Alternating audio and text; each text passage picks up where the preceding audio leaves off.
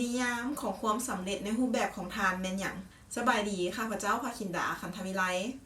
มื้อนี้เราจะมาล้มกันเกี่ยวกับนิยามของความสำเร็จในรูปแบบของทานต้องได้คิดว่าทานต้องการหยังในความสำเร็จที่ทานปรารถนาอยากจะมีทานอยากไปเรียนต่อทานอยากเป็นเจ้าของธุรกิจทานอยากเป็นพนักงาน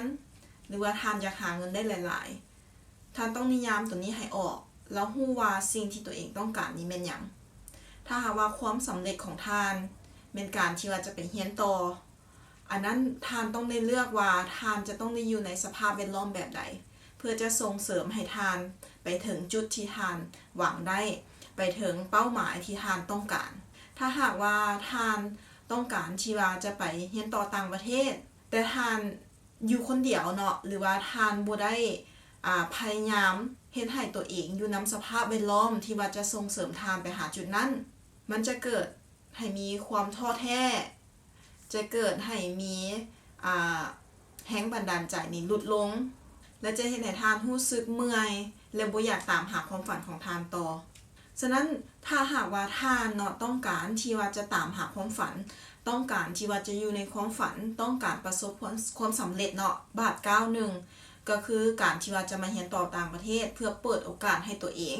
ได้เห็นสิ่งใหม่ๆได้ค้นพบสิ่งใหม่ๆรวมถึงอาจจะมีการสร้างแนวทางในการที่ว่าจะไปเป็นนักธุรกิจหรือว่าสร้างแนวทางในการที่ว่าจะไปเป็นพนักงานเนาะหรือว่าส่งเสริมความรู้ของทานจะต้องได้เบิ่งว่าสภาพแวดล้อมที่ทานอยู่นำเป็นอะไรทานจะรู้ว่าการที่ว่าเขาจะอยู่นำคนแบบใดเนาะจะสร้างให้เขาเป็นคนแบบนั้นถ้าหากว่าทานอยู่นำคนที่ว่าประสบความสำเร็จถ้าหากว่าทานอยู่นำคนที่ว่ามีแนวความคิดที่บวกถ้าหากว่าทานอยู่นำคนมีแรงบันดาลใจ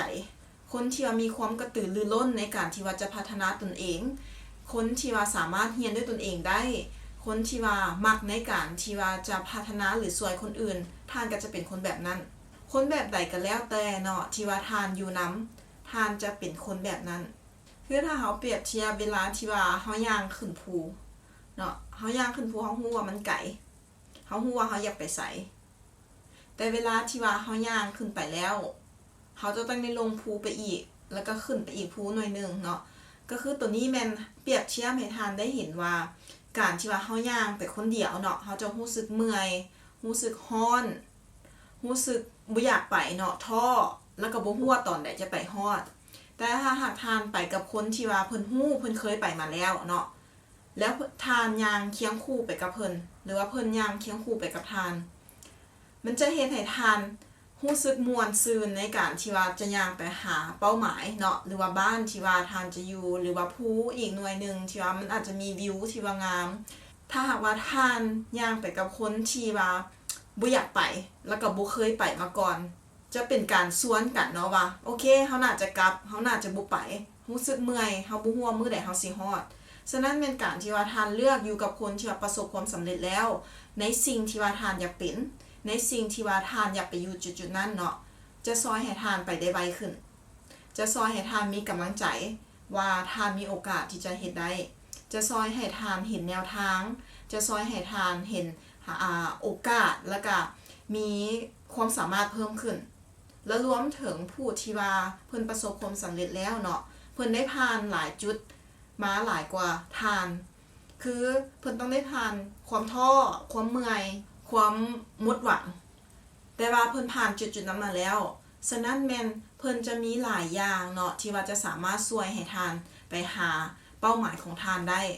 คนที่ว่าจะไปเรียนต่อถ้าหากว่าทานสามารถไปซอกหาเนาะ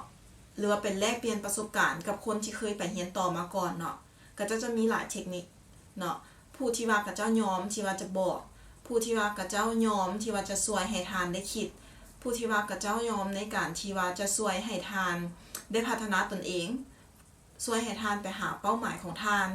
แล้วก็เห็นทานในการที่ว่าจะพัฒนาตนเองฉะนั้นข้าพเจ้าอยากฝากไว้ว่าการที่ว่าเขาจะอยู่นำคนแบบใดเขาก็จะกลายเป็นคนแบบนั้นแล้วนิยามของความสำเร็จของทานนี่เป็นแนวใดทานอยากสำเร็จหรือว่าทานเพียงแต่คิดว่าทานจะสำเร็จเนาะอันนี้ฝากไว้และขอให้ทานโชคดีนำกัน ที่ว่าตามหาความฝันของทานและการรวมถึงการสมัครเอาทุนเนาะที่ว่าเปิดมาในช่วงระยะนี้เนาะโชคดีแล้วพบกันใหม่